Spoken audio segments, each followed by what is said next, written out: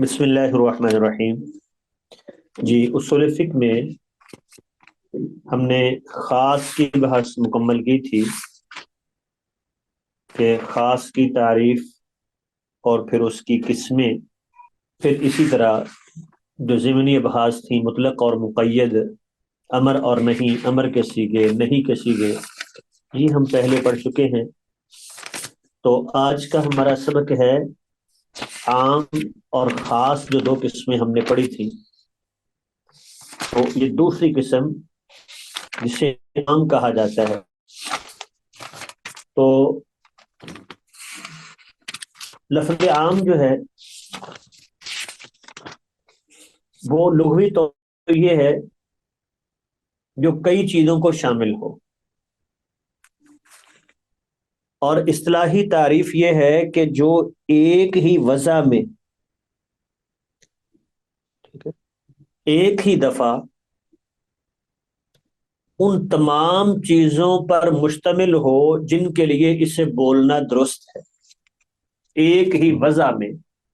جیسے لفظ رجل کہیں گے نا، تو اب ہر شخص کے لیے الگ سے رجل کہنے کی ضرورت نہیں ہوگی۔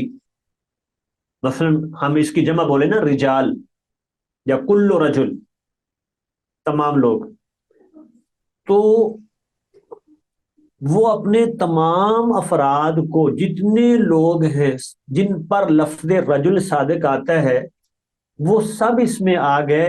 ہر ایک کے لیے جو ہے وہ الگ سے یہ لفظ بولنے کی ضرورت نہیں ہے۔ تو اور اس میں کوئی تعداد متعین نہیں ہوتی۔ یہ دوسری بات ہے کہ عام میں کوئی متعین تعداد نہیں ہوتی لفظوں میں، بے شک عملی طور پہ جو ہے وہ تعداد متعین ہو۔ مثال کے طور پہ سماوات، آسمان، جب بولا تو سارے آسمان آ گئے، بے شک عملی طور پہ وہ 7 ہیں، متعین ہیں۔ علماء البلد، شہر کے علماء، اب سارے کے سارے علماء آ گئے، کوئی متعین نہیں ہے کہ 10 15 20، جتنے بھی ہیں اگرچہ وہ عملی طور پہ متعین ہوں گے کہ شہر میں کوئی تو تعداد ہوگی نا۔ تو یہ ہے خاص کے مقابلے میں عام۔ اب عام کے لیے کون کون سے الفاظ استعمال ہوتے ہیں جس سے پتہ چلتا ہے کہ یہ لفظ عام ہے؟ اس کے لیے ایک ہے لفظ کل اور جمی۔ یہ لفظ کل یا جمی جس کی طرف مضاف ہو جائے نا تو اس کے عموم کا فائدہ دیتے ہیں۔ جیسے کل نفس ذائقۃ الموت، ہر جان نے، ٹھیک ہے، ہر ذی روح نے، تو نفس یہ عموم سارے کے سارے۔ اسی طرح کل امرئ بما کسب رہین، ہر وہ شخص جو اس نے کمایا ہے اس کے بدلے میں گروی ہے۔ تو کل امرئ، ہر شخص، ٹھیک، تو لفظ کل امرئ کی طرف مضاف ہے، اس کے عموم کا فائدہ۔ اسی طرح کلکم راعن، کلکم راعن، تم میں سے ہر شخص جو ہے وہ محافظ ہے، نگہبان ہے۔ تو کلکم، وہ جو کم کا لفظ ہے، تم سب کے سب، تو دیکھیں عموم کا فائدہ۔ تو ایک تو یہ ہو گیا لفظ کل اور لفظ جمی، یہ جس کی طرف مضاف ہوں اس کے عموم کا فائدہ دیتے ہیں۔ دیکھیں یہ ہم کیوں ساری یہ اصطلاحات پڑھ رہے ہیں، تو میں نے کل بھی بیان کیا، پچھلے سبق میں بھی بتایا تھا کہ اصل میں ہمارے سامنے کتاب و سنت میں کوئی حدیث، کوئی قرآن کی آیت آتی ہے جس سے ہم نے دلیل لینی ہے، تو ہم یہ ساری باتیں دیکھیں گے نا کہ وہ صیغہ کون سا ہے، امر کا ہے، نہیں کا ہے، اس میں وہ عام ہے، خاص ہے، مطلق ہے، مقید ہے۔ تبھی تو اس کا حکم پتہ چلے گا. تو عام کب مراد لیں گے، خاص کب مراد لیں گے، مطلق کب ہوگا، مقید کب ہوگا، یہ ساری باتیں جو ہیں وہ یہاں ہم سمجھ رہے ہیں.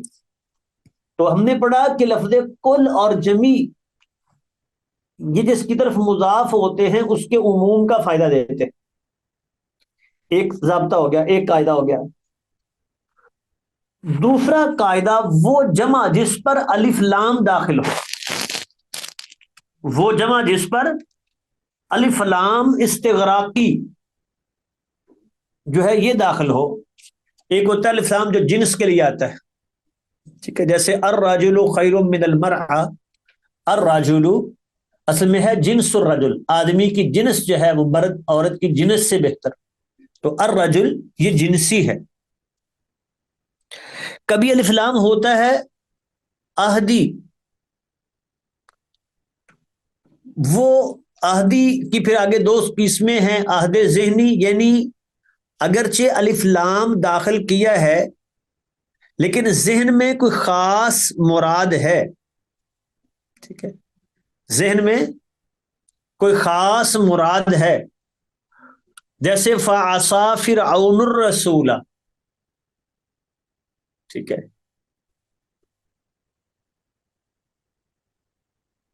تو اب ذہن میں ایک متعین ہے کہ کون ہے وہ جس رسول کی مخالفت کی ہے، حضرت موسیٰ علیہ السلام. تو یہ ہے الف لام استغراقی ہوتا ہے جو تمام افراد کا احاطہ کرتا ہے، تمام کو شامل ہوتا ہے. تو وہ جمع جس پر الف لام داخل ہو یا جو اضافت کے ساتھ معرفہ بنایا جائے تو دونوں شکلوں میں اس میں عموم کا معنی ہوگا. دیکھیں الف لام کی مثال ہے ان اللہ یحب المحسنین، اللہ احسان کرنے والوں کو، تمام کے تمام المحسنین، وہ نیکی احسان جس شکل کا بھی ہو، ٹھیک ہے، جو نیکی کرنے والا ہے اللہ اس کو پسند کرتے ہیں. تو المحسنین یہ الف لام استغراقی ہے، اس نے عموم کا معنی دیا، سب کے سب. اسی طرح والوالدات یرضعن اولادہن، اور مائیں اپنے بچوں کو دودھ پلائیں. تو الوالدات جمع، اس پر الف لام آیا، عموم کا فائدہ، یعنی تمام کی تمام ماؤں کے لیے یہی حکم.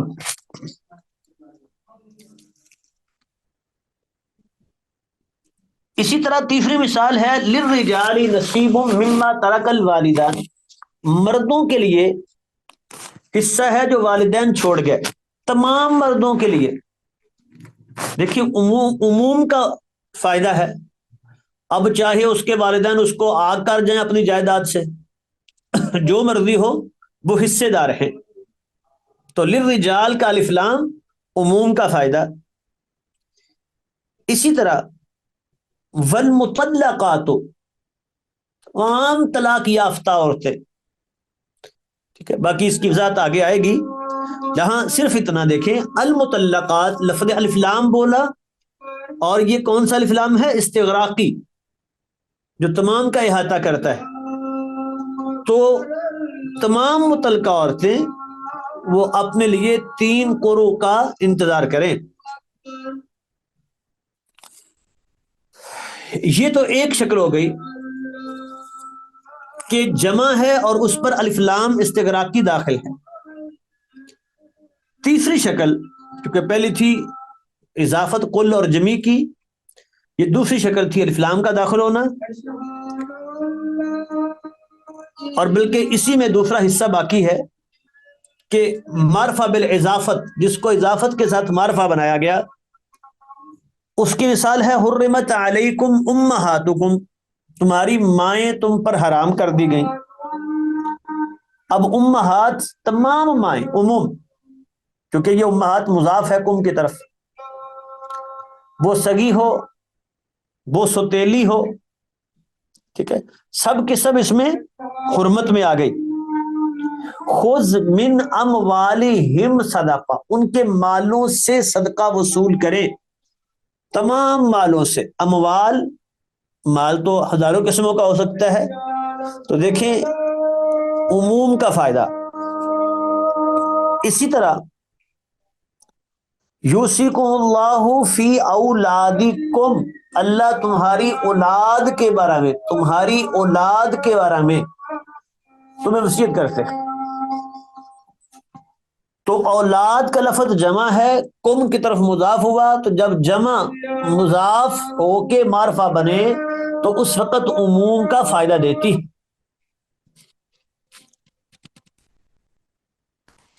جی، اس کے بعد قاعدہ یہ ہے کہ جمع مذکر سالم ہو یا جمع مؤنث سالم ہو یا جمع مکسر ہو، ان میں سے کسی پر بھی اگر الف لام استغراقی داخل ہو جائے گا تو وہ، یا وہ مضاف ہو جائیں تو وہ عموم کا معنی دیں گے۔ جی، تو ابھی تک ہم نے 3 چیزیں پڑھ لی۔ نمبر 1 یہ ہے کہ کل اور جمی جب مضاف ہوں۔ نمبر 2 وہ جمع جس کو معرفہ بنایا جائے الف لام استغراقی کے ساتھ، اور اسی طرح جس کو اضافت کے ساتھ معرفہ بنایا جائے۔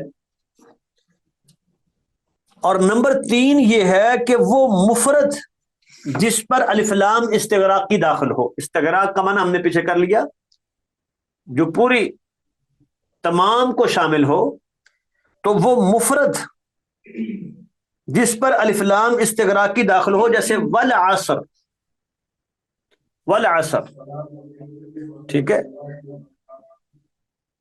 تو یہ پورا کا پورا زمانہ۔ اسی طرح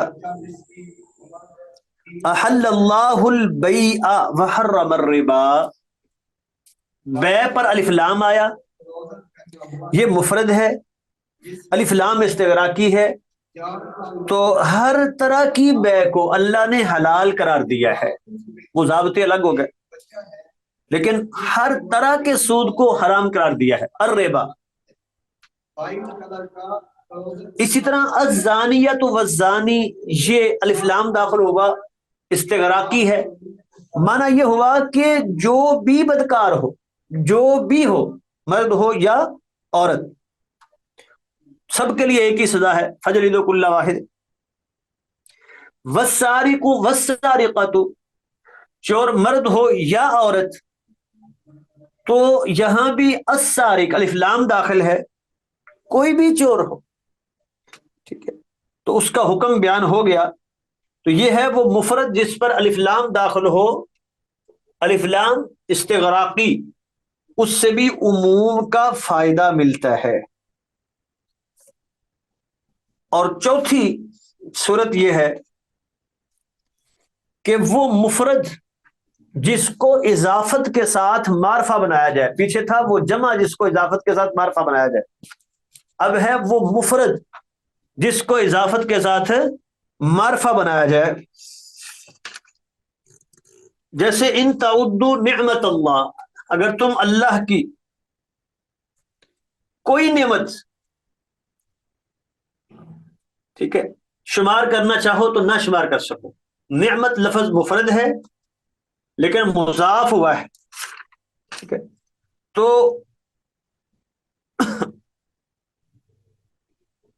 اس کو تخصیص، اس کو معرفہ بنایا گیا ہے اضافت کے ساتھ۔ اسی طرح حدیث میں ہے هو الطہور ماؤہ والحل میتتہ،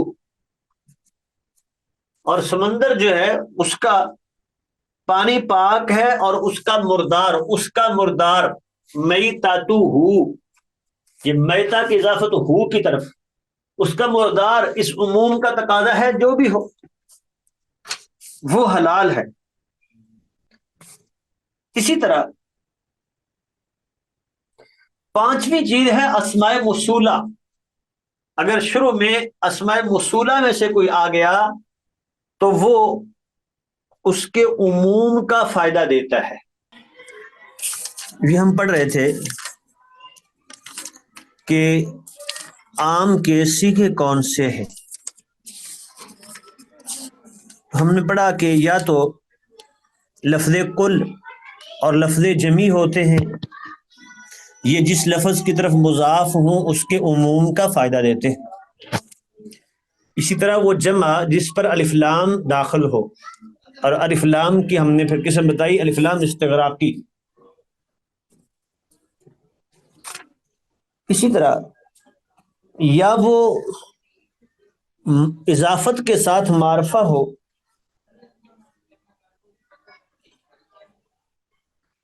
اور تیسری چیز تھی کہ وہ مفرد جس پر الف لام استغراقی داخل ہو جائے تو وہ بھی عموم کا معنی دیتا ہے. اس کی مثال ہم دیکھ رہے تھے احل اللہ البیع وحرم الربا. الربا تمام سود، ہر قسم کا سود جو ہے اللہ نے حرام قرار دیا ہے.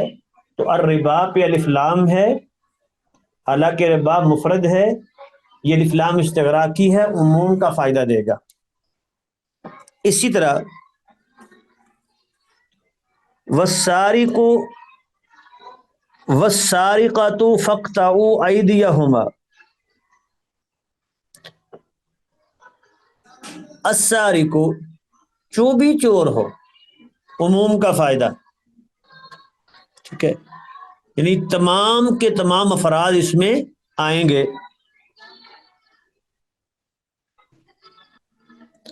تو اس سے ایک قاعدہ سمجھ آیا کہ وہ لفظ جو الف لام سے معرفہ بنتا ہے عموماً وہ عموم کا فائدہ دیتا ہے. شرط یہ ہے کہ وہ الف لام استغراقی ہو. ٹھیک ہے، جو تمام لوگوں کا احاطہ کرے، جتنے لوگ جتنے افراد اس میں آ سکتے ہیں سب کا احاطہ کرے، اسے کہتے ہیں الف لام استغراقی. اس کے مقابلے میں ہوتا ہے جنسی یا عہدی. جنسی جس میں تمام لوگ مراد نہیں ہوتے بلکہ جنس مراد ہوتی ہے، جیسے کہتے ہیں الرجل خیر من المرأة. الرجل، تو یہاں آپ الف لام کی جگہ پہ لفظ جنس رکھ کے ترجمہ کریں تو صحیح بنے گا، جنس الرجل خیر من جنس المرأة. دوسرا ہوتا ہے عہدی، جو ذہن میں یا خارج میں متعین ہوتا ہے. الف لام داخل ہوا، میں نے مثال دی تھی فعصا فرعون الرسول. اب دیکھیں فرعون نے رسول کی مخالفت کی، اگرچہ الف لام داخل ہوا لیکن خاص رسول مراد ہے. ظاہر ہے وہ حضرت موسیٰ علیہ السلام ہی تھے فرعون کے دور میں. تو چوتھی صورت ہے ایسا مفرد جو اضافت کی وجہ سے معرفہ ہو. مفرد ہے لیکن مضاف ہے اور اضافت کے ساتھ معرفہ بن رہا ہے. اس کی مثال دی تھی وَإِن تَعُدُّوا نِعْمَتَ اللَّهِ. اسی طرح هُوَ الطَّهُورُ مَاؤُهُ وَالْحِلُّ مَيْتَتُهُ. وَالْحِلُّ مَيْتَتُهُ، اس کا مردار یعنی اس کا ہر مردار. اب یہ عموم کا معنی یہ بنا. پانچویں چیز جس سے عموم کا معنی حاصل ہوتا ہے وہ ہے اسماء موصولہ. دیکھیں ان الذین یأکلون اموال الیتامی، بے شک وہ لوگ جو یتیموں کا مال کھاتے ہیں، جو بھی ہوں، جو بھی یتیموں کا مال کھائے، عموم. اس طرح اسماء موصولہ میں ما بھی ہوتا ہے، احل لکم ما وراء ذالکم، اور تمہارے لیے اس کے علاوہ جو بھی ہے حلال ہے.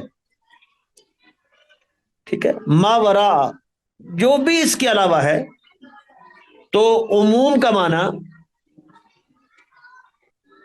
اور اسی طرح ما عندکم ینفد، جو تمہارے پاس ہے جو کچھ بھی ہے، ما عندکم تمہارے پاس جو کچھ بھی ہے، عموم، ینفد وہ ختم ہونے والا ہے، وما عند اللہ اور اللہ کے پاس جو کچھ بھی ہے وہ باقی رہنے والا ہے۔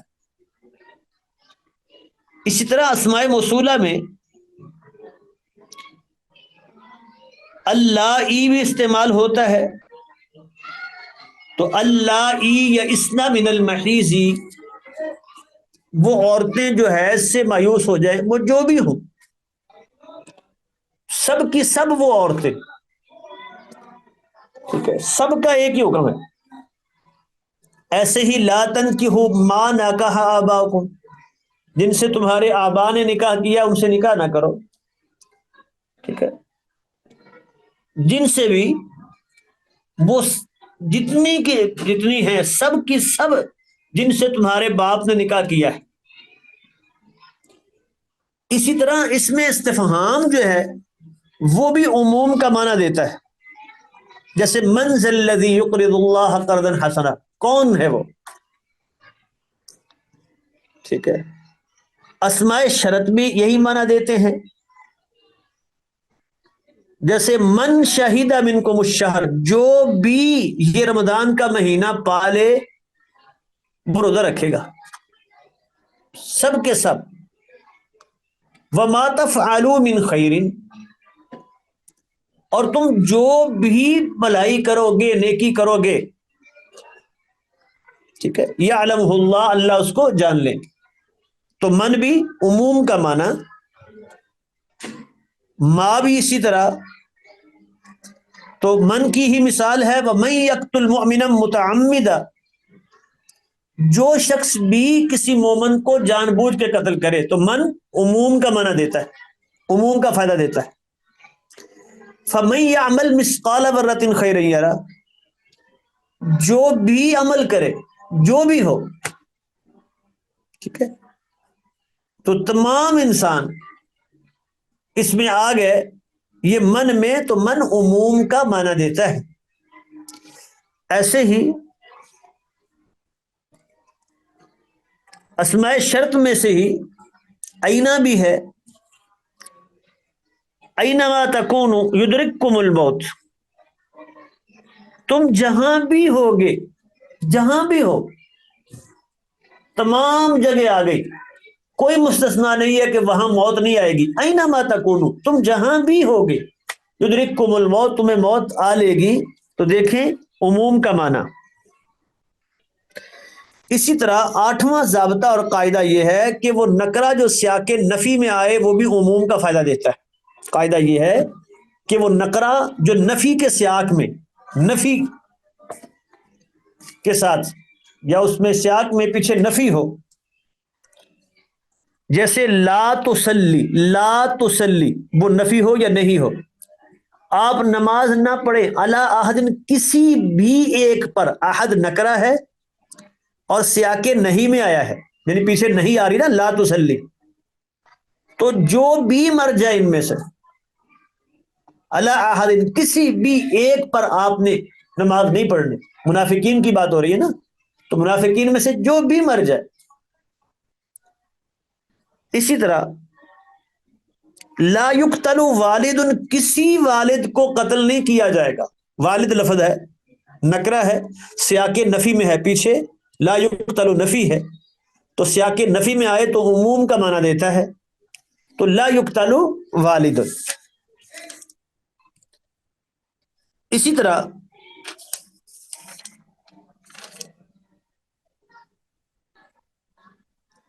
یہ وہ ساری صورتیں ہیں یا وہ الفاظ ہیں جو عموم کا معنی دیتے ہیں، اگر ان کا استعمال ہوگا تو ہم کہیں گے یہ حکم سب کے لیے ہے، جتنے اس میں آ سکتے ہیں سب کے سب اس حکم میں شامل ہیں، یہ جو ہے وہ ان الفاظ سے ہم منع اخذ کریں گے۔ اس کے بعد اگلا ایک سوال ہے کہ کیا اگر خطاب مردوں کو ہے تو اس میں عورتیں بھی شامل سمجھی جائیں گی؟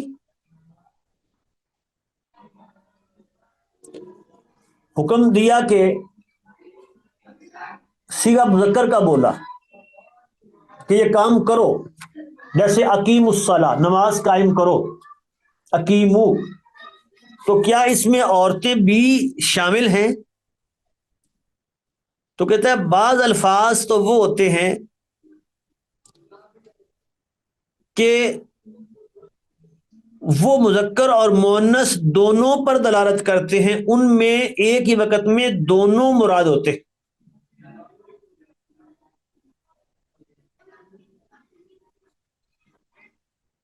جیسے یہ الناس کا لفظ ہے، الانس کا لفظ ہے، البشر کا لفظ ہے، یا ایھا الناس، اے لوگو۔ اب الناس مردوں نہیں یا اے عورتوں نہیں، اے لوگوں، اور اس میں سب کے سب شامل ہیں۔ الانس انسان، تو مرد بھی انسان ہے، عورت بھی انسان ہے، جب یہ بولیں گے تو دونوں شامل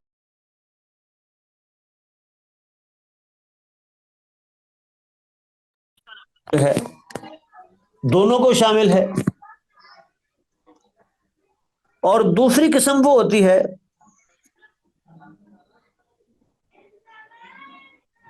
کہ جس میں کوئی ایسی چیز ساتھ ضرورت ہوتی ہے کہ بتائے کہ وہاں مراد تو ایک ہے، لیکن وضاحت چاہیے کہ یہاں کون ہے۔ جیسے ماں اور من ہے، وہ دونوں کے لیے ہو سکتے ہیں، تو وضاحت چاہیے ہوگی کہ یہاں مراد مذکر ہے یا مونس۔ اور کچھ الفاظ وہ ہوتے ہیں جو خالص مذکر کے لیے استعمال ہوتے ہیں، اور کچھ وہ ہوتے ہیں جو خالص عورتوں کے لیے استعمال ہوتے ہیں۔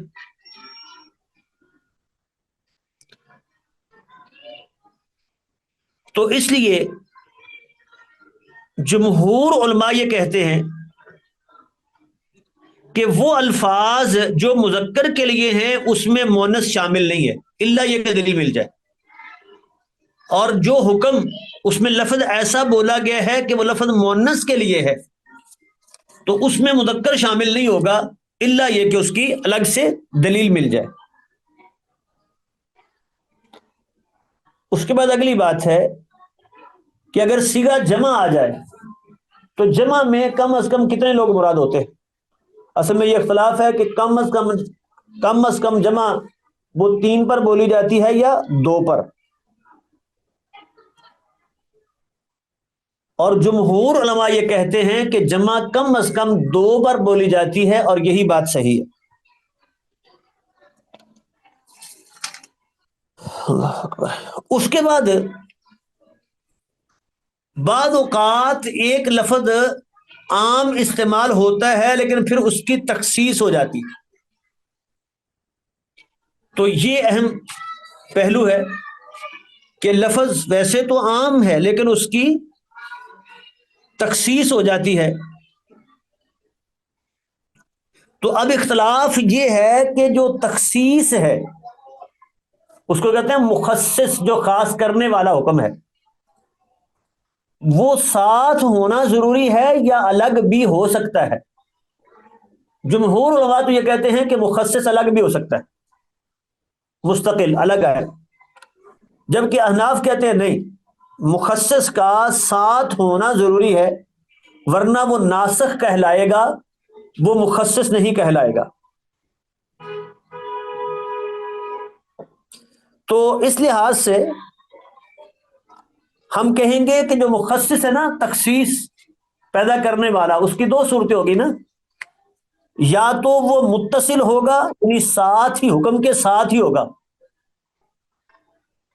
یا وہ منفصل ہوگا الگ۔ اگر وہ منفصل ہے تو پھر اس کی 4 صورتیں بنتی ہیں، یعنی حکم عام ہے لیکن اس کے ساتھ کوئی اور چیز ہے جو اس کو خاص کر رہی ہے. لفظ عام بولا ہے لیکن اس کی تخصیص ہو رہی ہے. وہ تخصیص یا تو بالکل متصل ہے یا متصل نہیں بلکہ اس سے الگ ہے. اگر وہ الگ ہے تو یا تو یہ ہے کہ یہ حکم مکمل ہو گیا اور اس کے بعد وہ تخصیص آ گئی، یعنی ہے ساتھ ہی، فوراً بعد ہے لیکن حکم کے اندر نہیں، یہ مکمل ہونے کے بعد. ٹھیک ہے، یہ پہلی شکل ہے. جیسے فمن شاہدہ من کو مشہرہ فلیصم، پہلے ایک بات مکمل کر دی کہ جو تم میں سے رمضان کا مہینہ پالے وہ روزہ رکھے، فلیصم. اب من شاہدہ یہ عموم تھا، جو بھی پالے، لیکن ساتھ ہی آگے کہہ دیا ومن کان مریضا او علی سفر فعدۃ من ایام اخر. ہاں جو کوئی بیمار ہو یا مسافر ہو تو وہ دوسرے دنوں کی گنتی رکھ لے، یعنی وہ اس حکم میں شامل نہیں ہے، اس کو رخصت دے دی. تو یہ جو تخصیص ہوگی نا، پہلے تھا من شاہدہ جو بھی پالے، ٹھیک ہے، جو بھی شخص، جب رمضان کا مہینہ آئے گا روزہ رکھنا ضروری ہے اس کے لیے، لیکن من کانا مریضن نے مریض اور مسافر کو اس سے نکال دیا کہ اس کے لیے حکم وجوب کا یہ نہیں ہے، وہ اس کو مؤخر کر سکتا ہے.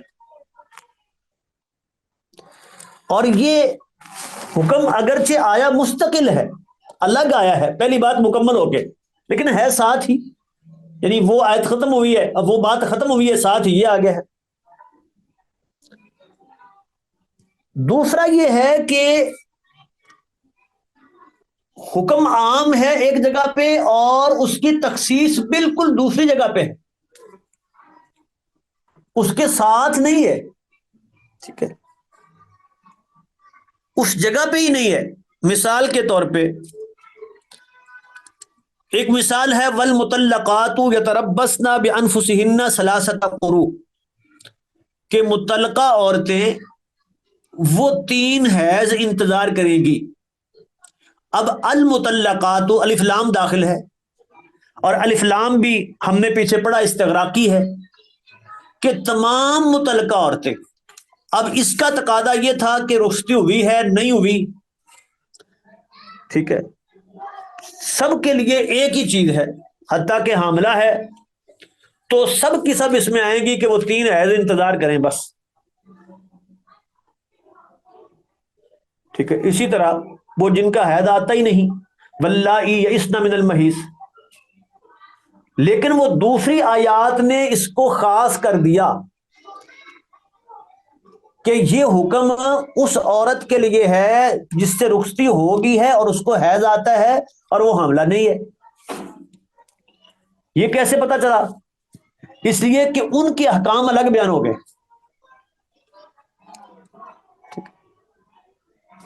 جیسے ثم طلقتموہن من قبل ان تمسوہن فما لکم علیہن من عدہ، اگر تم نے طلاق دی ہے رخصتی سے پہلے تو کوئی عدت نہیں ہے، یہ الگ بیان ہو گیا. اور واللائی یئسن من المحیض من نسائکم، وہ جو عورتیں جن کا حیض سے جو مایوس ہو گئی ہیں، فعدتہن ثلاثۃ اشہر، ان کی عدت 3 مہینے ہے، وہ الگ بیان ہو گیا. ان کے حیض آتا ہی نہیں ہے، وہ کہاں سے ان کی عدت گزاریں گی حیض کی صورت میں؟ تو دیکھیں ان احکام نے، وہ الگ آیات نے بتا دیا کہ یہ جو حکم ہے المطلقات یتربصن بانفسہن، یہ عام نہیں رہا، یہ خاص ہے، اور وہ مخصص ہے نا، اس کو خاص کرنے والا وہ الگ آیا، الگ آیات ہیں، اس کے ساتھ نہیں ہے. اسی طرح دوسری مثال ہے، ایک جگہ پہ فرمایا حرمت علیکم المیتہ، بس مردار تم پر حرام ہے. المیتہ الف لام ہے، استغراقی ہے، جو بھی مردار ہو. ٹھیک ہے، اب اس کی تخصیص حدیث سے ہو گئی. وہ جو آپ نے فرمایا هو الطہور ماؤہ والحل میتتہ، کہ مردار جو ہے نا سمندر کا وہ حلال ہے، جبکہ اوپر کہا تھا کہ وہ مردار حرام ہے۔ تو دیکھیں اس حدیث نے تخصیص کر دی، میتا تو ہو المیتا کی تخصیص ہو گئی کہ اس سے سمندری مردار مچھلی جو ہے وہ نکل جائے گی۔ اسی طرح، اور یہ الگ ہے، وہاں نہیں ہے، وہ قرآن میں ہے، وہ حدیث میں ہے۔ اسی طرح دوسری مثال ہے جہاں حکم ایک جگہ پہ عام ہے اور اس کی تخصیص ہو رہی ہے، اور وہ خاص کرنے والا الگ ہے، ساتھ نہیں ہے۔ جیسے والذین یرمون المحصنات ثم لم یأتوا باربعۃ شہداء، قرآن میں ہے کہ وہ لوگ جو پاک دامن عورتوں پر تہمت لگاتے ہیں پھر گواہ نہیں لاتے تو ان کو 80 کوڑے مارو، فجلدوہم 80 جلدہ۔ اب یہ حکم عام ہے، اللہ دینا بولا ہے، اور ابھی ہم نے پڑھا کہ اللہ دینا اس میں موصولہ ہے جو عموم کا معنی دیتا ہے کہ جو بھی تہمت لگائے۔ اب اس حکم میں تو خامد بھی آ گیا تھا، لیکن وہ جو دوسری آیت ہے والذین یرمون ازواجہم، جو لعان والی ہے، سورہ نور کی آیت، کہ اگر خامد اپنی بیوی پہ تہمت لگاتا ہے تو پھر وہ لعان کریں گے، تو دیکھ لیں اس نے اس حکم کو خاص کر دیا، وہ مخصص ہے اور وہ الگ آیا ہے، اس کے ساتھ نہیں آیا۔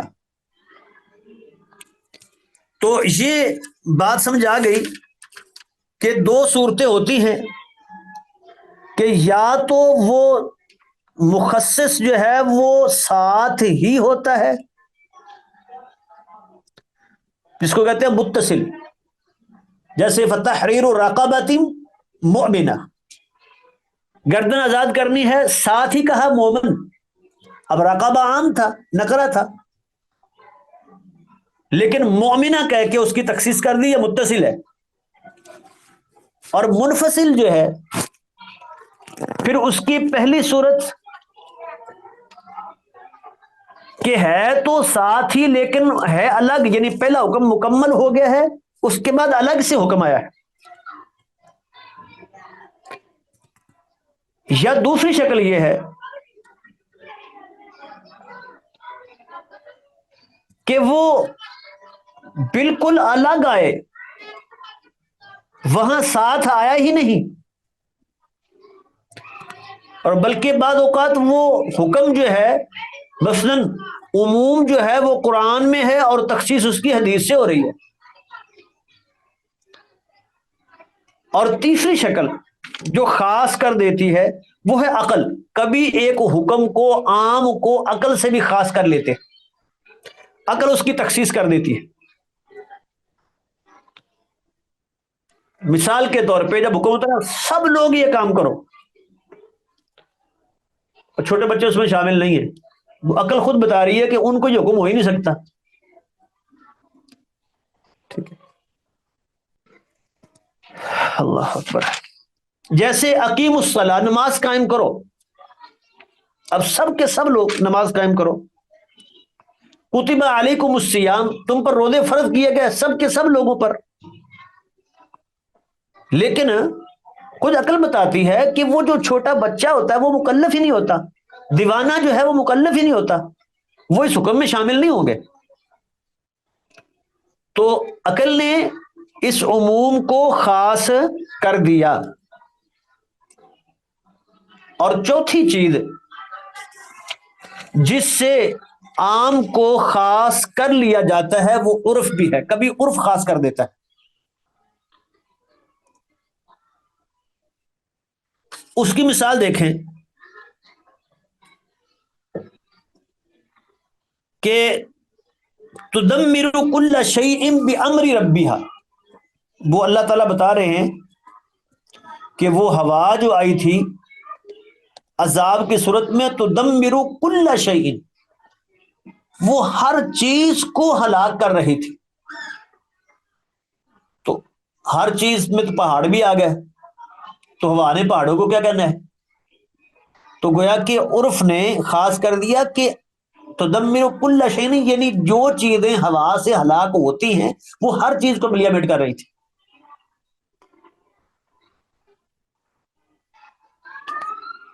اسی طرح وہ حضرت سلیمان علیہ السلام کے قصے میں ملکہ بلقیس کا جہاں ذکر ہے تو فرمایا وَأُوتِيَتْ مِن كُلِّ شَيْءٍ، وہ ہر چیز دی گئی، یعنی اب ہر چیز سے کیا مراد ہے؟ دنیا کی ہر چیز دی گئی نہیں، مراد ہے جو ایک بادشاہ کے پاس ہوتی ہے نعمتیں، اس کے پاس وہ ہر نعمت موجود تھی.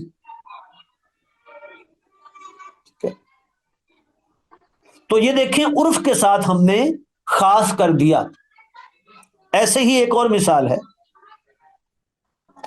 کہ اگر کسی جگہ پہ، کسی شہر میں، کسی علاقے میں ایک لفظ ہے تو وہ عام، لیکن وہاں وہ خاص کسی جنس کے لیے بولا جاتا ہے. جیسے لفظ دواب ہے نا، دابا، دابا زمین پہ رینگنے والی ہر چیز کو بولا جاتا ہے. یا وہ دواب جو ہے چپائے کے لیے استعمال ہوتا ہے، سارے اس میں آ جائیں گے، لیکن وہاں یہ بولا جاتا ہے گھوڑے پر. تو وہ بندہ کہتا ہے، کوئی مالک تھا مختلف جانوروں کا، تو وہ یہ لفظ دواب استعمال کرتے ہوئے کہتا ہے کہ یہ سارے کے سارے میرے مرنے کے بعد جو ہے نا، یہ فلاں نیکی کے راہ میں جو ہے وہ دے دینا کسی کو. تو کیا سمجھا جائے گا کہ اس کی وصیت ہے کہ سارے جانوروں کا ایک تہائی؟ نہیں، بلکہ سمجھا جائے گا کہ جو وہ لفظ اگرچہ عام بولا ہے لیکن عرف میں وہاں اس علاقے میں یہ خاص گھوڑے کے لیے بولا جاتا ہے، تو صرف گھوڑے میں اس کی وصیت ہوگی، باقی چیزوں میں نہیں.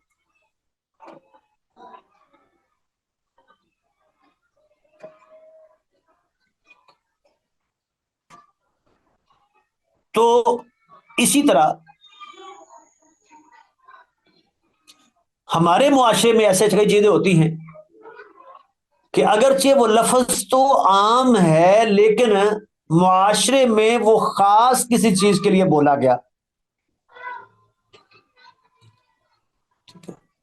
تو جب وہ خاص بولا جائے گا تو اب اس معاشرے میں جب بولا جائے گا تو اس کا معنی وہی سمجھا جائے گا، وہ عموم نہیں سمجھا جائے گا کہ اس کا لفظی معنی تو عام ہے.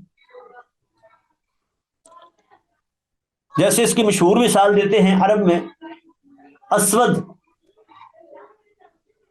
وہ لفظ جو ہے وہ ویسے تو کالا رنگ، ہر کالے رنگ بڑی چیز کو اسود کہہ سکتے ہیں، لیکن اب عرف کیا ہے، وہ اس کو استعمال کرتے ہیں سانپ کے لیے. تو اقتل الاسودین،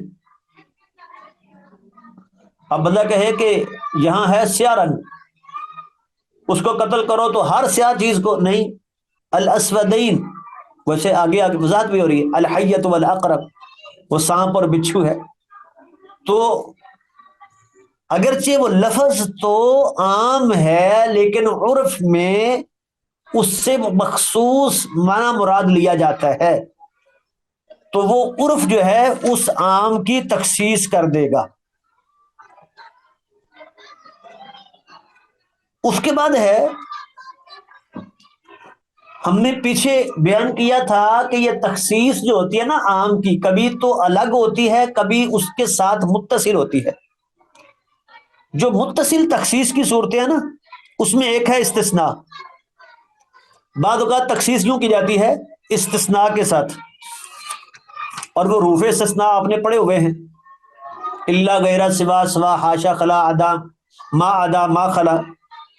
جیسے قرآن مجید میں مثال سے سمجھے بات ہے، من کفر باللہ من بعد ایمانہ، جو بھی ایمان کے بعد کفر کرے گا تو اس کی وہ سزا بیان ہوئی، لیکن ساتھ ہی کہہ دیا الا من اکرہ، سوائے اس کے کہ جو مجبور کر دیا جائے، اس کو نکال دیا. من کفرا، یہ من عموم کے لیے تھا کہ جو بھی کفر کرے گا اس پر اللہ کا غضب ہے، اور وہ ساری بات ہو رہی ہے. تو من عموم تھا جو بھی کرے، لیکن الا من اکرہ کہہ کے اس کو نکال دیا، یہ استثناء کے ساتھ جو ہے وہ تخصیص ہو گئی. اسی طرح ولا يقتلون النفس التي حرم الله الا بالحق، اور وہ کسی جان کو قتل نہیں کرتے جس کو اللہ نے حرام قرار دیا ہے. وہ مومنوں کی بات ہو رہی ہے. والذین لا یدعون مع اللہ، جو اللہ کے ساتھ کسی اور کو شریک نہیں بناتے. ٹھیک ہے. اور کسی جان کو قتل نہیں کرتے جس کو اللہ نے حرام قرار دیا ہے، الا بالحق، مگر حق کے ساتھ. دیکھیں تخصیص ہوگی نا کہ اگر حق کے ساتھ ہے، کسی قاتل کو قتل کریں، مرتد کو قتل کریں، تو پھر ان سے یہ ایمان نہیں چھنے گا، وہ عباد الرحمان ہیں، یہ وصف ان میں موجود رہے گا. تو دیکھیں یہ کیا کیا، تخصیص کیسے آئی؟ استثناء کے ساتھ. تو جو متصل ہوتی ہے نا ساتھ ہی تخصیص ہو جائے، اس کی یہ ایک صورت ہے کہ استثناء ہو جاتا ہے. جیسے ہم کلمہ شہادت پڑھتے ہیں، لا الہ، کوئی الہ نہیں ہے، سب کی نفی. ٹھیک ہے، عموم ہے لا الہ، لیکن الا اللہ ساتھ ہی استثناء کر دیا سوائے اللہ کے، یعنی یہ اس نفی میں شامل نہیں ہے. تو یہ تخصیص کی ایک شکل ہے کہ جو متصل ہوتی ہے تخصیص، اس کی ایک شکل ہے استثناء ہو، کہ ساتھ ہی کچھ کو جو ہے وہ حرف استثناء کے ساتھ اس پہلے والے حکم سے نکال لیا جائے، ان کی تخصیص کر دی جائے. تو تخصیص کی، عام کی تخصیص، اس کی ایک شکل ہوا استثناء. چلیں جی، یہاں سے آگے ہم شروع کریں گے.